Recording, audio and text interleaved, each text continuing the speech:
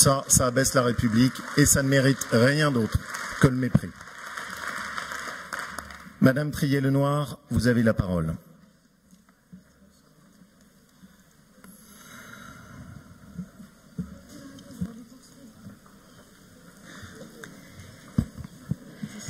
Monsieur le Président,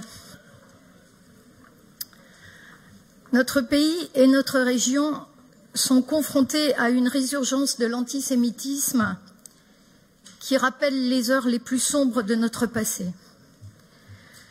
Vous avez raison, Monsieur le Président, nous portons tristement cette mémoire en héritage.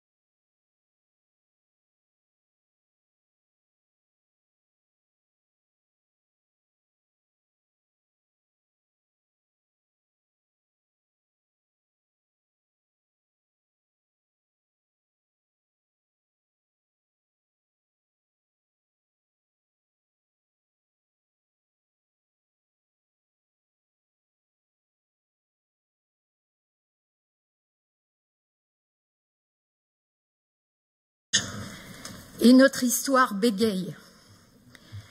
L'actualité d'hier nous le rappelle. Soutien sans faille à notre collègue Sophie Rotkopf, conseillère régionale scandaleusement insultée dans l'actualité récente. Depuis quelques semaines, les litanies des prénoms des martyrs assassinés s'égrènent, comme déjà sur la stèle du ghetto de Varsovie ou sur le mur des noms du mémorial de la Shoah à Paris. Face au racisme sous toutes ses formes, nous nous sommes indignés, nous avons lancé des actions, mais nous n'avons pas réussi à être suffisamment efficaces.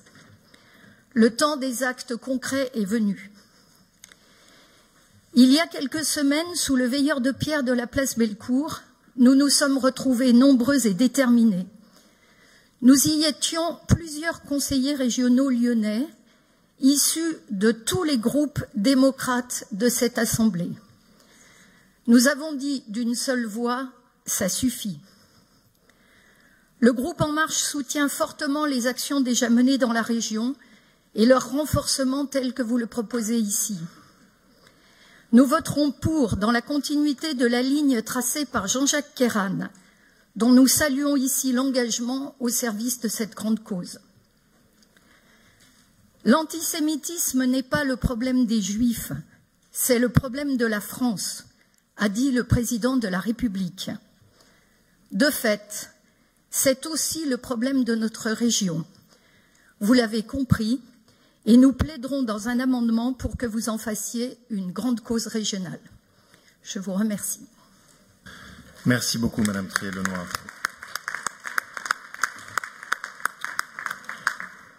Madame Pacoret. Monsieur le Président, chers collègues, le rapport présenté rappelle l'engagement de notre collectivité depuis le début de notre mandat dans la lutte contre l'antisémitisme et il était important de le souligner dans une actualité particulièrement sensible ces derniers mois,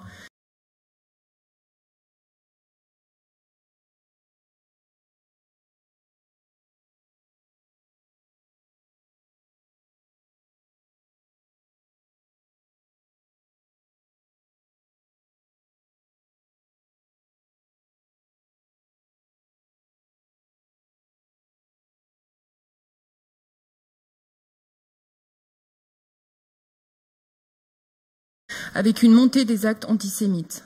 Tags de croix gammées sur le portrait de Simone Veil, insultes envers des intellectuels, menaces sur des élus, comme notre collègue à qui nous apportons tout notre soutien. Dégradation de lieux emblématiques. L'antisémitisme n'est pas l'affaire de ceux qui en sont victimes. Cela nous regarde tous, et c'est le cœur même de notre vie nationale, de notre République, que ces agressions blessent et menacent. L'ensemble des actions développées par notre collectivité répondent aux préconisations de lutte contre l'antisémitisme. Prévenir la menace, accroître la surveillance en est une. La région prend ainsi toute sa part pour l'assurer auprès des lycéens, avec la mise en place de la sécurité des lycées, mais également en assurant leur accompagnement pour les sorties scolaires. C'est le cas aussi pour les lieux de mémoire de notre territoire. Je citerai pour exemple l'attention portée à la sécurisation du site de la Maison d'Isieux, en partenariat avec l'État. Partenariat qui vient aussi souligner notre volonté de travailler avec l'ensemble des acteurs publics sur cette question. Nous nous en félicitons et vous savez combien nous sommes attachés à ce lieu. Mais la surveillance seule ne peut venir à bout des actes de violence ou d'agression. L'enjeu de la transmission de la mémoire auprès de tous les publics est majeur, et plus particulièrement auprès du public scolaire. C'est pourquoi nous soutenons fortement, à hauteur de plus d'1 million d'euros, les lieux de mémoire emblématiques d'Auvergne-Rhône-Alpes. Le mémorial de la résistance du Vercors, le musée du Mont-Mouchet, Chambon-sur-Lignon, la maison d'Isieux, Dieulefit. On ne ressort jamais indemne de leur visite, et elles permettent aussi d'avoir une vision d'ensemble de cette période douloureuse de la Seconde Guerre mondiale. Cet enjeu d'éducation est déterminant auprès du public scolaire. Le manque de culture, l'absence de repères, l'ignorance ont souvent été révélés chez les interpellés à l'occasion d'actes antisémites. Notre accompagnement, à travers des actions pédagogiques à destination des lycéens ou des apprentis, prend tout son sens. Nous avons notamment créé en 2016 le prix Mémoire et Transmission, auquel participent plus d'une vingtaine de lycées. Les travaux présentés par les élèves, accompagnés pendant plusieurs semaines par leurs professeurs, sont souvent pertinents, très documentés, très émouvants aussi. Je pense notamment aux expositions, aux carnets de voyage, aux vidéos, aux scénarios qu'ils écrivent. Et je vous invite tous à venir à la remise des prix qui auront lieu le 24 mai prochain à Clermont-Ferrand. Nous accompagnons aussi les prix départementaux de la résistance.